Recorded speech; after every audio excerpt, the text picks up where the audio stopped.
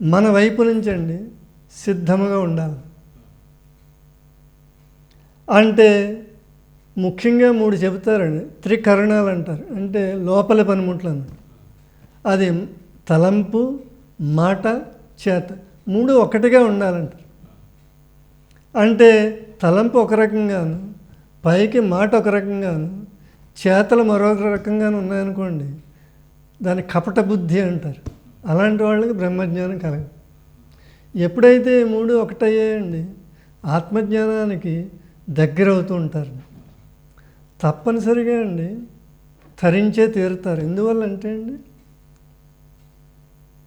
మోక్షానుభవాన్ని పొందే తీరుతారు. ఎందువల్ల అంటే అండి తానే మోక్షం కాబట్టి, పరాయి వస్తువు కాదు. మీరే, మీ స్వరూపమే మీకు అనుభవంలోకి రావాలి. అక్కడ 2 లేవు. అందువల్ల మన వంతు మన వైపు నుంచి చేసేదాన్ని ప్రయత్నమో కృషో అని పిలుస్తాం. దైవం వైపు నుంచి, గురువు వైపు నుంచి వచ్చేదాన్ని కృప అంటారన్నమాట. మన కృషిని బట్టి ఆయన అనుగ్రహము, కృప వర్షిస్తూ ఉంటుంది. అయితే ఇక్కడ కృషి అనేది దేనికి సంబంధించిందంటే ఏ రోజుకి ఆ రోజు, ఏ గంటకు ఆ గంట దేహము నేననే బుద్ధిలోంచి విడుదల పొందుతూ ఉండడమే. ఎప్పుడైతే 100కి 100 విడుదల పొందామో బ్రహ్మము నేనుగా, తానుగా వ్యక్తమవుతుంది. అదే పరమగమ్యం అంటారు.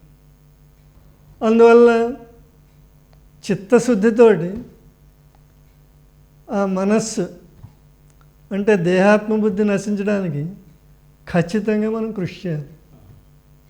ఎందువల్లంటే పరమాత్మ వైపు నుంచి ఎలాంటి అభ్యంతరం, ఆటంకం లేదండి.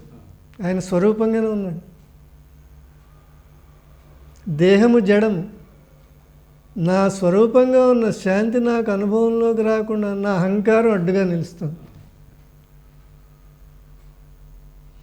అందుకని మన గమ్యము మోక్షము కాదండి,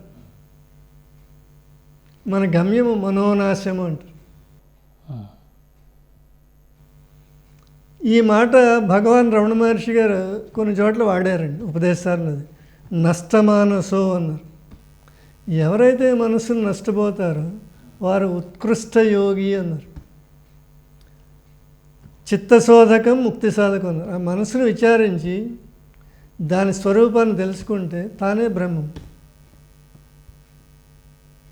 అహమపేతకం, ఏనాటికైనా 100కి 100 ఈ వ్యక్తిభావం నుంచి విడుదల పొందాలి. విడుదల పొందితే తానే బ్రహ్మం. ఆ పొందడానికి అనేక మార్గాలు ఉన్నాయి. భగవాను, నాన్నగారు ఎక్కువగా చెప్పిందండి, నేనెవరనే విచారణ చేయమన్నారు, లేదా శరణాగతి చెందమన్నారు. 2 ఒకటే అర్థం. అలాగే నీ సహజ స్థితిలో ఉండు అన్నారు. భగవాన్ ఒక పుస్తకం పేరు నీ సహజ స్థితిలో ఉండు. అంటే మనం సహజంగా జీవించాలి. ముందు మన సహజ స్థితి ఏంటో తెలియాలి. సహజ స్థితి అంటే తాత్విక స్థితి అండి. అంటే దేహేంద్రియ మనోబుద్ధుల్ని మనం కాదన్న తర్వాత, అది నేను కాదన్న తర్వాత అండి ఏది మిగిలిందండి? ఏదో ఒకటి మిగిలింది. అది మన తాలూకు తత్వం అన్నమాట. అంటే ఒక కొండను చూసామనుకోండి, దాన్ని విచారణ చేసి దాన్ని మూలాన్ని మట్టిగా గుర్తించాలి. అయితే సహజ స్థితి అంటే ఏంటంటే అహంకారము, మమకారము లేని స్థితి అండి. ఎవరికైతే అహంకారము, దేహము నేననే అహంకారం, దేహాత్మబుద్ధి దాన్ని అహంకారం, మమకారము 2 లేవో అండి, వాళ్ళు సహజ స్థితిలో ఉన్నట్లు లెక్క. దేహాన్ని నేను అనుకుంటున్నానండి, అసహజం అయిపోయింది. తర్వాత ఈ వస్తువు నాది, అది నాది, ఇది నాది అంటున్నాను, ఇంకా అసహజం కింద మారిపోయింది. జ్ఞాని ఏమనుకుంటారు? దేహము కూడా పరమాత్మ అండి, ప్రతి వస్తువుకి యజమాని పరమాత్మ.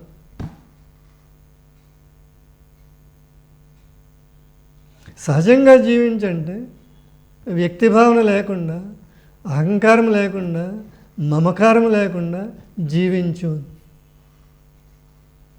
ఈ రెండే ప్రతిబంధకాలు, అహంకారము, మమకారం.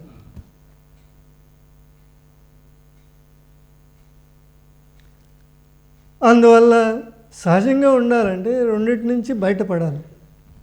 నాది అంటున్నానండి, నాది బదులు పరమాత్మది.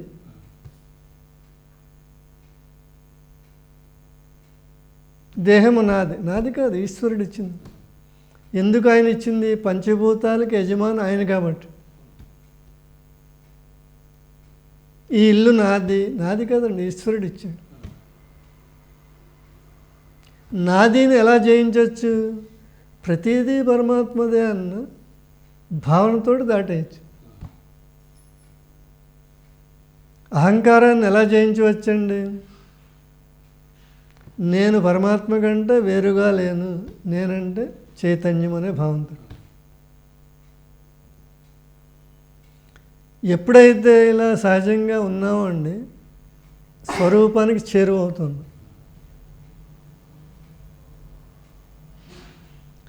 అంటే అహంకారంతో ఏమి చేసినండి అసహజం అయిపోతుంది. అంటే మూలం అహంకారంగా ఉంది కాబట్టి మన సహజ స్థితిలో ఉండడం అనేది సహజం. అంటే అహంకారం లేకుండా అలా ఎప్పుడు ఉంటున్నావు? సుషుప్తిలో ఉంటున్నావు. జ్ఞాని సహజంగా ఉంటున్నారు. ఈ రెండింటిని బట్టి మనం నేర్చుకోవచ్చు అన్నమాట. జ్ఞాని అంత సహజంగా ఎందుకు ఉన్నారు, మనం ఎందుకు ఉండలేము? నిద్రాస్థితిలో సహజంగానే ఉన్నాం, అహంకారం లేదు, మమకారం. ఇప్పుడు ఎందుకు అసహజంగా ఉంటుంది? దానికి అనేక కారణాలు లేవండి. వ్యక్తి భావనే మొదటి ఆటంకము, అదే చివరి ఆటంకం. ముఖ్యమైన వ్యక్తి ఆరాధన అనేది నిజానికి వ్యక్తి ఆరాధనని పిలువబడినండి అది పరమాత్మకే చెందుతుందండి. ఇప్పుడు మనం భగవాన్ శరీరంతో ఉన్నారండి, ఆయనకి దండం పెట్టుకుని ఎవరికి చెందుతుంది చెప్పండి? అంతర్యామికే. మీకు నమస్కారం పెట్టినండి యథార్థంలో మీరు కాదన్నా చైతన్యానికి వెళ్ళిపోతుంది. ఇంకా పైకి వ్యక్తి అనుకోవచ్చు, యథార్థములో అదే జరుగుతుంది. కాబట్టి వ్యక్తి ఆరాధన తప్పు కాదు, ఏ ఆరాధన అనేది తప్పు కాదు. తప్పు అంటే అండి భావనతో అండి. మిమ్మల్ని పరమాత్మ స్వరూపంగా గుర్తించాను అనుకోండి, మీకు నమస్కారం పెట్టాను, నాకు ఎలాంటి ఇబ్బంది లేదు. మీలో దైవాన్ని చూడగలిగినప్పుడు. తెలియక పెట్టినండి దైవానికే చెందుతుంది. భ్రమరకీటక న్యాయం అంటారు కదా గురుగారు. అంటే దానిలాగా ఇదిగా మారడం అన్నట్టుగా మీరు రమణతత్వాన్ని పట్టుకొని ఆ రమణలు అనుకుంటూ వాటిలోనే ఉండడం ద్వారా మీ భౌతికమైనటువంటి రూపం కూడా రమణ మహర్షిలాగా మారిపోయిందండి చూస్తుంటే. ఏదైనా అండి అటువైపు నుంచే రావాలి. We are only instrumental to act. మన చేతిలో గరిటె ఎలాంటిదో పరమాత్మ చేతిలో మనం అలాగే.